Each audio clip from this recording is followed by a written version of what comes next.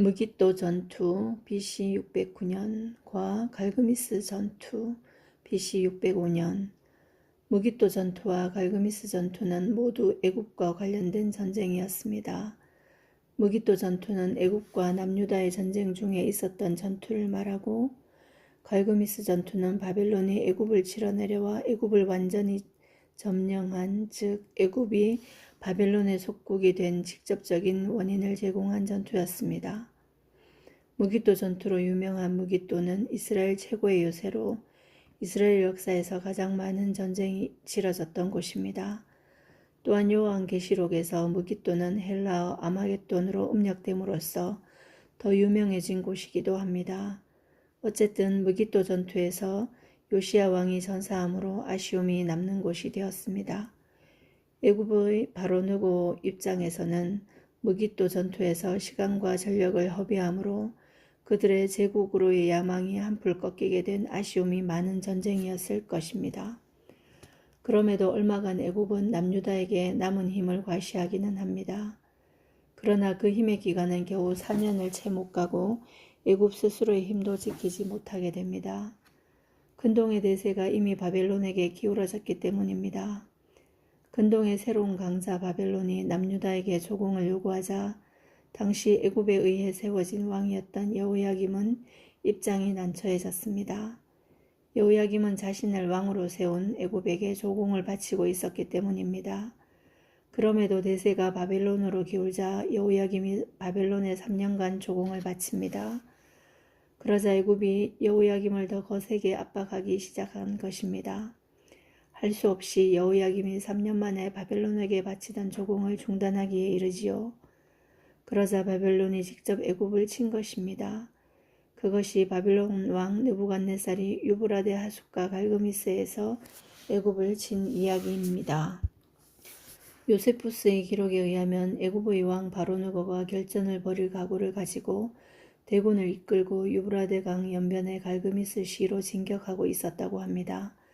그러나 바로느고의 의도를 알아차린 바벨론의 느부갓네살이 바로느고의 행동을 가볍게 넘기지 않고 직접 대군을 이끌고 급히 유브라데 강으로 향해서 결국 애굽의 수십만 군인들이 모두 전사하고 애굽이 대패해버린 전쟁이 되었답니다. 갈그미스 전투 전까지만 해도 애굽은 근동에서 명목을 유지하며 지냈었습니다. 그러나 갈그미스 전투에서의 패배로 애굽은 전 지역이 바벨론의 손에 완전히 넘어갑니다. 애굽이 바벨론에게 점령당한 후부터는 제국으로의 야망을 키우는 것은 그저 한때 꾸었던 꿈으로 만족해야만 하는 것이 되고 말았습니다. 애굽의 멸망. BC 8세기의 상황에서 이사야는 다음과 같이 애굽의 멸망을 예언했습니다. 애굽에 관한 경고라. 보라, 여호와께서 빠른 구름을 타고 애굽에 임하시리니 애굽의 우상들이 그 앞에 떨겠고 애굽인의 마음이 그 속에서 노구리로다.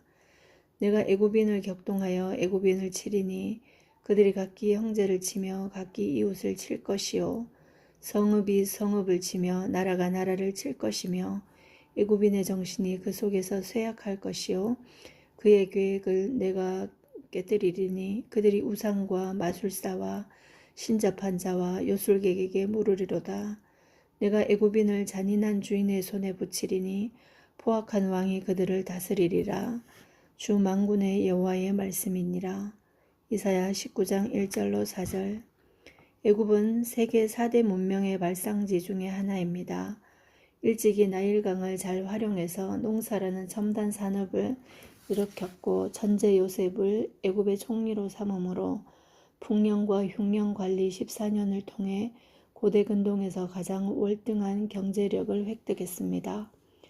이후 요셉의 후손들을 노예화하여 120만 명의 무임금 노동력을 기반으로 경제력을 극대화했었으며 좋은 말의 생산지였고 병거를 활용한 무기를 가지고 제국으로 나가려고 야심찬 계획을 세우기도 했었습니다.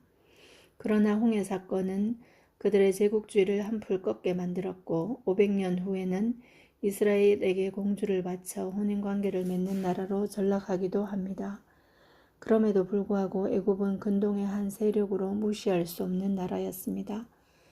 이스라엘이 한 민족 두 나라로 나뉘자 애굽은 곧바로 세력을 키워 고대 근동의 패권을 진 아수르를 견제하는 정도의 힘은 회복하지요.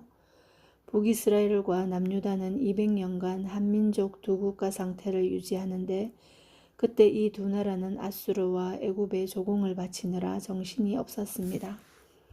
아수르와 관련된 이야기는 아수르 제국편에서 다루겠습니다. 다만 애굽에 조공을 바쳤던 기록들은 다음과 같습니다.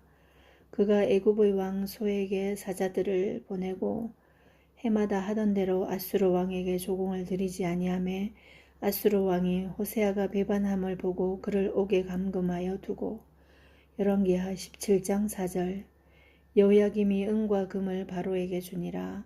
그가 바로느고의 명령대로 그에게 그 돈을 주기 위하여 나라에 부과하되 백성들 각 사람의 힘대로 액수를 정하고 은금을 징수하였더라. 열왕기하 23장 35절 이스라엘은 아수르와 애굽 두 나라 사이라는 지정학적 위치 때문에 언제나 전쟁의 위험에 있는 곳이었습니다.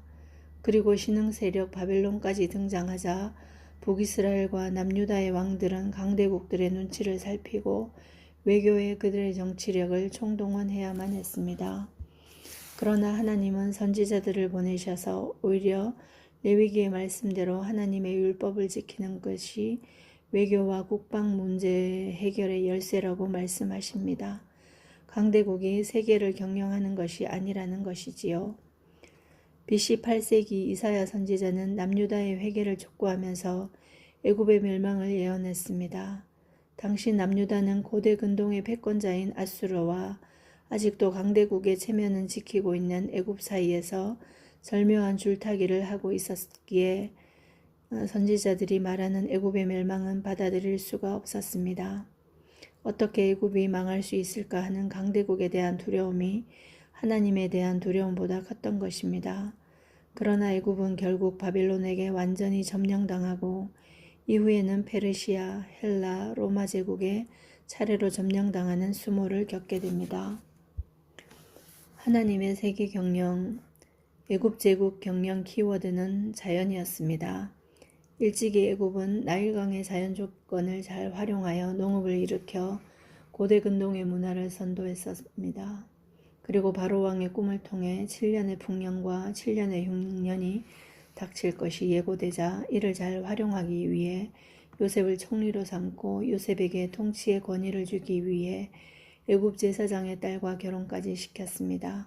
그러나 이는 하나님께서 30세 된 요셉을 애굽 권력의 핵심부에 놓으신 것입니다.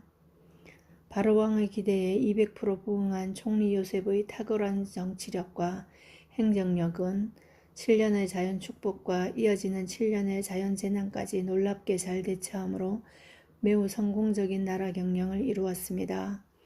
그러나 하나님의 뜻은 오히려 흉년이라는 자연 재난을 이용해 히브리 민족을 이배곱시키시는 일이었습니다. 7년에 걸친 자연 풍년도 하나님께서 하신 일이고 이어진 7년에 걸친 자연 재난도 하나님께서 하신 일입니다. 농부가 모든 신제품 농기계들을 도입해서 아침부터 밤까지 아무리 부지런히 농사에 전념하더라도 하나님께서 이른 비와 늦은 비 그리고 햇빛과 바람을 주시지 않는다면 땅에 씨앗을 심어도 풍년은 기대할 수 없습니다. 또한 7년간 풍년이 계속되었더라도 그 다음 해에 얼마든지 흉년이 들 수 있는 것입니다. 이것은 자연 조건이나 인간의 의지에 달린 것이 아니라는 것이지요. 애굽은 그들의 탁월한 솜씨로서가 아니라 하나님의 은혜 가운데 7년간의 풍년을 경험하는 은혜를 누렸었던 것입니다. 애굽은 흉년 2년 차에 요셉의 중요성을 높이사 요셉의 가족 70명을 기꺼이 받아들였습니다. 그러나 애굽은 히브리인들의 숫자가 기하급수적으로 늘자 제국을 위한 정책으로 히브리 남자아이들에 대한 무시무시한 영아살인 명령을 내리고 실시했습니다. 히브리인들이 어떤 군사적 행동의 의지를 보인 것도 아니고 군사적 행동을 했던 것도 아닌데 지레 겁을 먹은 것입니다. 그런 와중에 모세가 태어났습니다. 이제 하나님께서는 입애굽시켰던 히브리 민족을 출애굽시키셔야 했습니다. 그래서 태어난 지 3개월 만에 모세를 애굽 궁정 한가운데로 보내신 후 다시 모세를 통해 애굽의 9가지 자연 재난으로 애굽을 흔들어 놓으십니다. 마침내 애굽의 장자들의 목숨을 거두어 가십니다. 이는 영아 살인 명령을 내렸던 애굽에 대한 하나님의 처벌이셨습니다. 어린 생명이 이 땅에 태어나는 것은 살기 위해서입니다. 그런데 애굽이 국가 차원에서 그 생명을 자기네 마음대로 죽여 나일강에 버렸던 것입니다. 어린 생명을 죽여가면서까지 이루려 했던 애굽 제국의 꿈이 히브리 민족의 군사적 저항으로 저지된 것이 아닙니다. 그들의 꿈은 오히려 하나님이 이끄시는 자연의 섭리와 하나님께서 보내신 자연 재난 앞에 무릎을 꿇을 수밖에 없었습니다. 자연의 혜택이나 자연의 재해는 나라가 경제적 부를 이루었다고 다 누리거나 다 막을 수 있는 것이 아닙니다. 자연에 대한 인간의 한계 인식이 지혜입니다. 자연은 하나님의 창조물이지 제국이 만든 어떤 생산품이 아니기 때문입니다.